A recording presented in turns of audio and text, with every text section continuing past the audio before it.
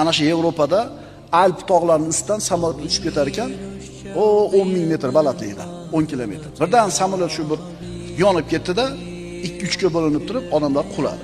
150 ta 200 ta odam. Hammasi o'ldi. Faqat bitta odam tirik qoldi. Qanday qilib tirik qoldi? Ana shu samolyot bo'linganda, hali kreslasiga baylanganmi, remen bilan qatirib olganmi? Kreslasi uzilib ketdi-da, shu toqqa qarab tushib keldi.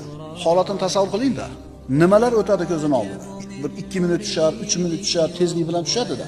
5-6 metr qalin yog'ib qo'ygan qor ustiga tushdi hali kreslasi bilan. Haligi qor zarbani o'ziga oldida, boyaga kreslaga baylangan odam tirik qoldi. Kim qo'lida ekan insonning hayoti? O'sha 200 ta odamdan bitta odam tirik qolishini Alloh xohladi, shu odam tirik qoldi. Ha boshqa bir odam, bu ham voqea qissa. Oyog'ini tagiga o'sha stulni qo'yib, lampochkani almashtirgani ko'tarildi. Lampochkani almashtirayotib turib, oyog'i toyilib ketdi. 1 metr balandlik yerdan. Shunday yerga yiqilib boshi bilan tushdi, o'ldi. Bir odam 10.000 metrdan tushib tirik qolyapti. Bir odam 1 metrdan yiqilib nima bo'lyapti? Shuning uchun birodar, sen Allohga muhtojsan, sen faqirsan. Qanchalar buni tushunsang va qanchalar qalbingga mustahkam joylasang, Allohga intilayotganingni ko'rasan, rohatdaligini topasan o'zing.